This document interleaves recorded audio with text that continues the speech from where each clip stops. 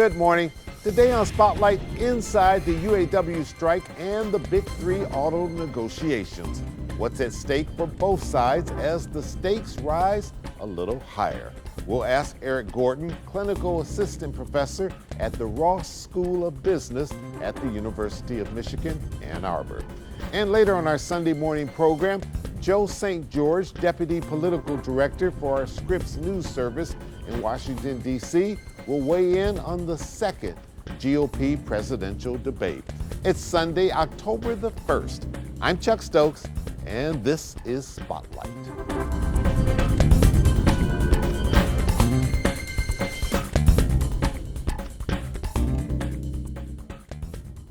Professor Erik Gordon from the University of Michigan, Ross School of Business. Thanks for joining us today on Spotlight. You doing okay? Oh, I'm doing great. Happy to be here with you. It's good having you. All right, let's start with the UAW strike, now moving into its second week, almost getting ready to inch up on that third week. Are you surprised that it is still going on, and are you surprised that it looks like they're going to be extending the number of strikes that they have going? You know, I thought it would either last maybe 4 or 5 days or be a longer strike. Not real surprising that it's lasting a little longer, although remember in 2019 the strike went 40 days. That's true. So it's not a super long strike. But when you think about all of the issues that they have between them, how far apart they are, how entrenched each side is on each issue, not surprised that it's gone this long. And you know, it could go a good bit further. How much of this do you think is real hardcore issues that need to be negotiated, and how much of it is egos, and how much of it is just political posturing on both sides of the fence? Oh, bingo on all three. There's always posturing on both sides in negotiations, especially high-profile negotiations. That's part of the game, and that usually doesn't impede the negotiations. Lots of sort of political strutting. The visits that we saw from the sitting president, President Biden, and from former President Trump, you have to wonder how much those visits were about coming to support the workers and how much they were about coming to try to gather votes and get the campaign going. There is something that is quite different about this round of negotiations, and that is the tone of the negotiations. The UAW's new president, President Fain, really came out swinging. He came out saying, more or less, this isn't going to be cooperation. He said, working together doesn't work for us. He said, the car companies worship at the altar of profits. So he has come out and set a tone quite different.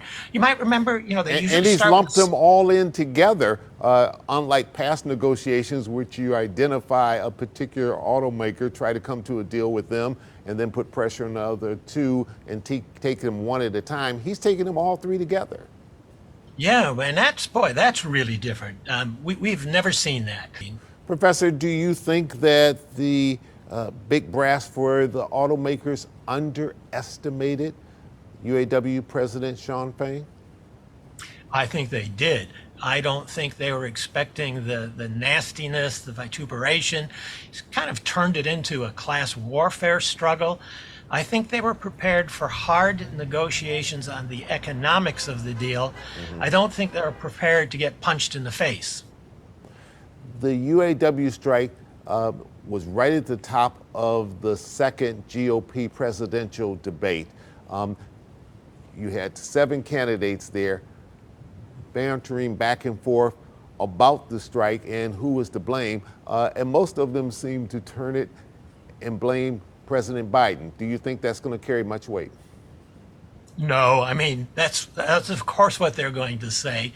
And fortunately, I don't think it much matters. They're in sort of this is a sort of iron cage death match to see who survives and gets to be the candidate. They're being a little careful about what they say about each other, at least some of them are. So President Biden is the enemy, but he knew that was coming. That's just part of the game. There's plenty of blame to go around, and then some of what's the problem in the strike, there's sort of nobody to blame. It's just the way things have turned out. Are the economic issues more difficult to be negotiated in this than the future?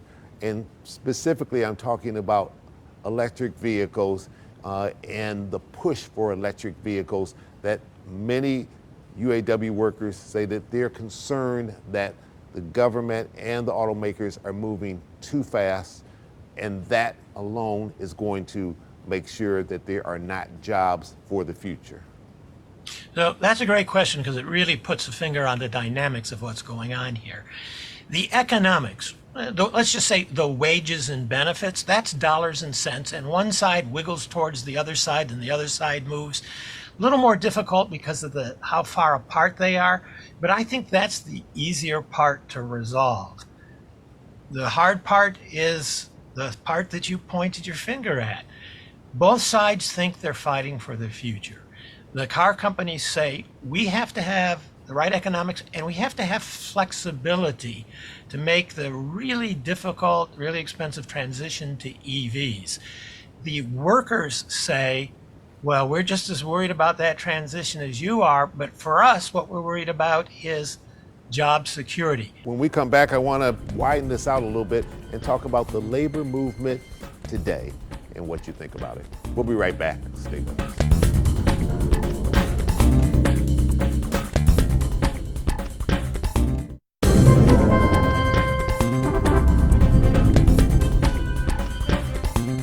And welcome back to Spotlight. We're talking to Professor Erik Gordon at the Ross School of Business at the University of Michigan.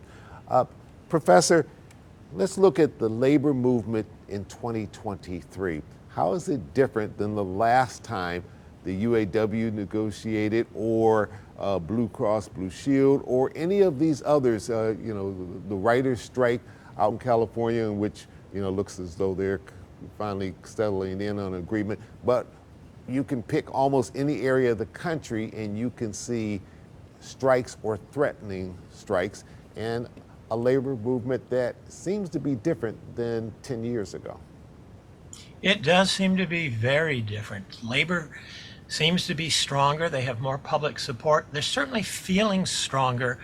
The Writers Guild of America, the writers' strike that you were talking about, they weren't afraid to go out. They stayed out. I think it's 146 days. That's a long time. They walked the picket line a long time to hold out for what they thought they were survival. So they're worried about AI replacing writers. So just like the auto workers are worried about their survival, they are. SAG-AFTRA, which is the sort of on-camera talent in film and much of television and some radio, they are out on strike, not resolved. The Teamsters did not go out on strike at UPS. There was a last-minute settlement, but it was a hefty settlement, and they were willing to walk out. So the UAW workers are walking their picket line in a climate of real activism, and other unions who weren't afraid to strike for a long time. A lot of people changed their minds or changed their attitudes about their relationship to work during the pandemic. A lot of people now are resisting going back to the office. Unthinkable 5 years ago. Boss says come to the office, you get up and you go to the office. Now people are quitting their jobs. The pandemic had a lot of us rethinking our priorities and rethinking what kind of trade-offs we're willing to make. We're also in a wave of younger people who I swim with every day in my building, who are very concerned about equity. They're not concerned just about making as much money as they can make, although they wouldn't mind making a lot of money. They do care a lot about equity, and to the extent unions have said, wow, this is equitable, it's equitable for our members to get paid more. UAW President Fain says, look at how much Mary Barra, the CEO of GM, gets paid. It's equitable for us to get paid. I think that, along with the pandemic, is resonating, especially with younger people and younger voters. And this is a generation that isn't necessarily married to the current employer that they have, because they bounce around every 3, 4, 5 years. If they get a different offer or a better offer at another company, they're going that way. Or many of them are doing what you teach, that's entrepreneurship, and they want to do their own thing. And all they're trying to do is make sure that they have security, financial security, for the years when they do retire, and they aren't necessarily looking to the company that they're working for to give them that. I think that's exactly right. You know, I think about my dad, who worked at one company, all those years. Never occurred to him to work somewhere else. My students who graduate will probably work in one place for 2 or 3 years, then another place for 4 or 5 years. And they believe that their security will be how much they earn, how much they save, but they won't be looking to anybody for a retirement plan. They'll be looking to their own savings. You know, even when they're working for a company, they think of themselves sort of as freelancers. They're on a gig for the company as long as it's fun, and as soon as it's not fun, out they go. All right. Professor Erik Gordon, thank you so much for joining us today on Spotlight. I know there's a lot more to talk about. Obviously, we're going to be following all this, and we'd love to be able to get you back on a future Spotlight show. That would be great. My pleasure. And coming up, I'll check in with Joe St. George. He is Deputy Political Director for our Scripps News Service in Washington, D.C. He'll weigh in about the GOP presidential debate. We'll be right back.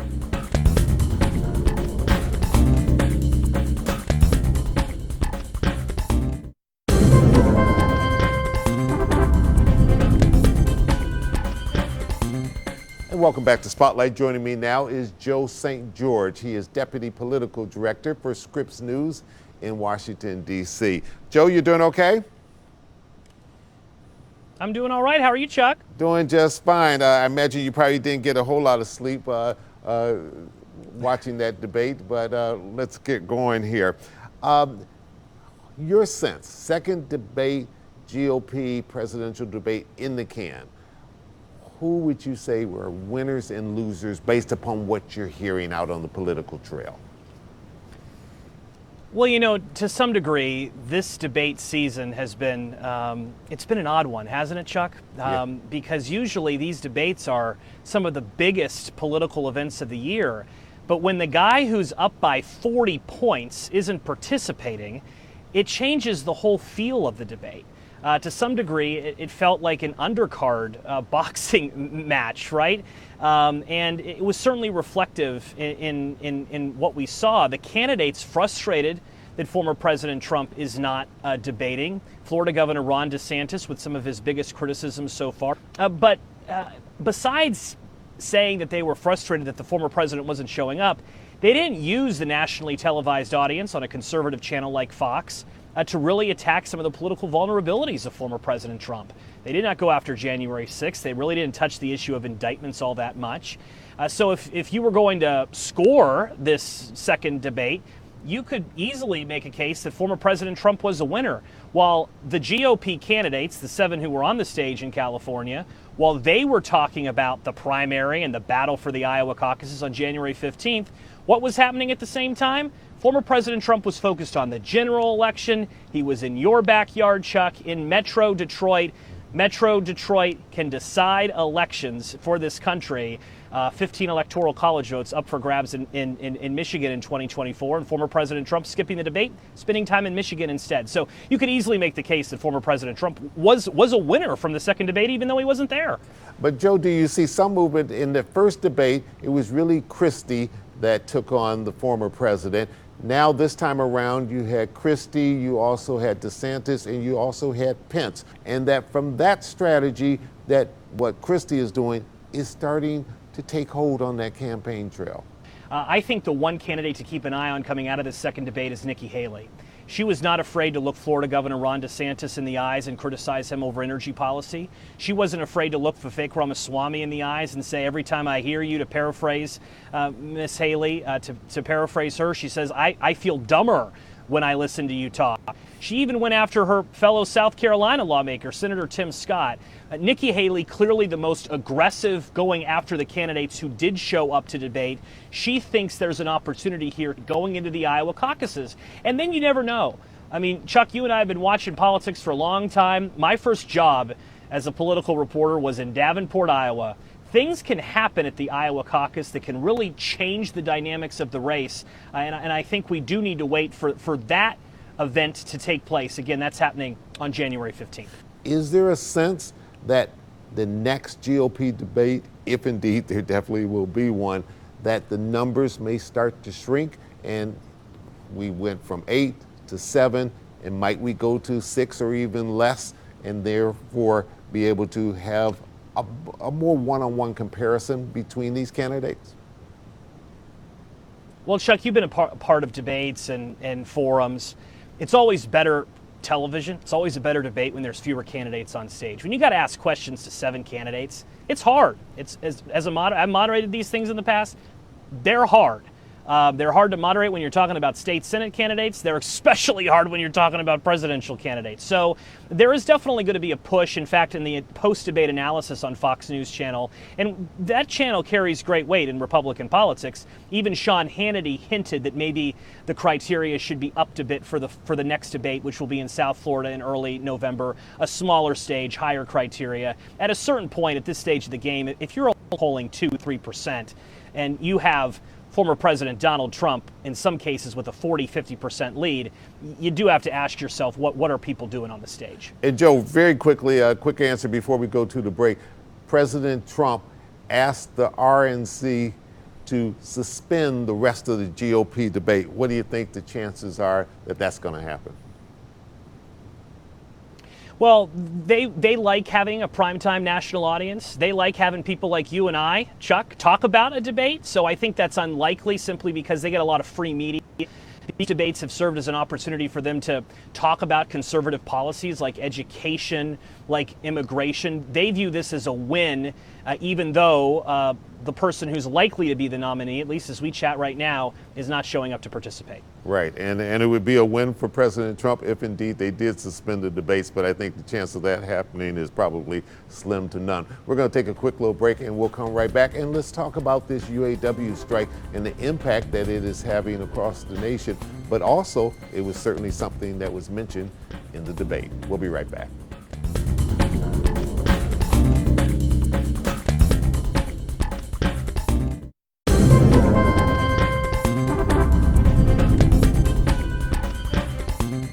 Joe St. George, the UAW strike was certainly mentioned. It was mentioned towards the top of that debate, and they went back and forth.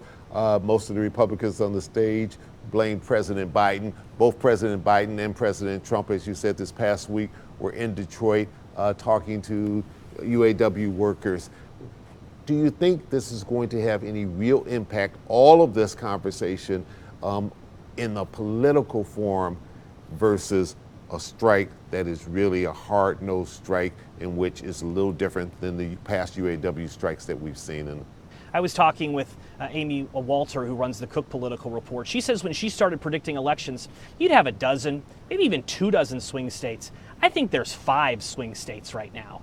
Pennsylvania, Wisconsin, Nevada, Arizona, and Michigan. So this UAW strike may not be that big of a deal in Arizona or Nevada. Yes, there are auto workers there, retirees there, but this is a huge deal in Michigan. And the narrowest of margins, how these candidates respond to this strike, could very well be in the back of a voter's mind when they go and cast their vote next November. That's why President Biden made the historic move of going to the picket line. I was in Wayne County. I got a chance to come to your neck of the woods, Chuck, and do a little bit of reporting. Showing up at the picket line meant a lot to some of those auto workers that I was speaking to in Wayne this week. And they're going to likely remember that come next year. And also, former President Trump speaking Wednesday night in Metro Detroit he didn't have the UAW leadership standing next to him, but what did he do? He went after electric vehicles. And there are some auto workers who have real questions about what the EV transition will mean for the auto making industry 10, 15 years from now.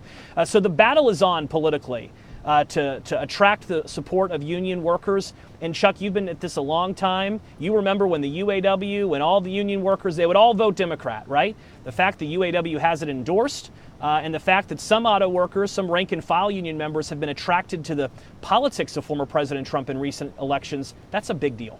Yeah, no question about it. We're seeing a very different situation than what we've seen in the past, Joe. Polling, let's talk a moment about that. We see that President Trump is still far ahead among the GOP candidates in any polling that we've seen, but we're also seeing that President Biden has been slipping in the polls. Do these polls mean anything for next November at all? Well, polls help campaigns understand where they need to spend money. Polls give us in the media something to talk about. But I'm going to reveal a bit of a secret here. Okay. The day before the election, next November, Chuck, it's going to be close. It doesn't matter what the polls say. I mean, I think you're safe. All indicate. You and I are going to have to come up with a million different ways of saying this election is going to be decided by a handful of voters, because we're going to have to do it for more than a year. I mean, that's the reality. I mean, every poll I'm looking at is showing people are frustrated at President Biden's age. They're not particularly happy with the economy, and they're also perhaps disappointed with the choices. I can't stress enough how different this election is. This country has never attempted to vote for a president who's over the age of 80. This is the first time since 1940, when Herbert Hoover tried to get his job back, that a former president is trying to win the White House again. Typically, when former presidents lose an election, they ride off into the sunset. Not here. It's different. It has a completely different feel and a completely different. I think we have to throw out the playbook, Chuck. If you and I think we're going to cover this election the same way we did it 4 years ago, we're wrong. And one statement will also be true. We say you can't make this stuff up. Joe St. George, thanks so much. Every day's different. It is, but we'll ride with it all the way down the line. Joe St. George, thanks so much for joining us from Washington, giving us your insight, and we will definitely stay in touch with you and get you back to talk more politics as we go down this long road. Thank you so much. Long road indeed. Good to be with you, Chuck. All right, have a good day. And I'm Chuck Stokes. We'll be back next week with more newsmakers in the spotlight. We hope you have a great week.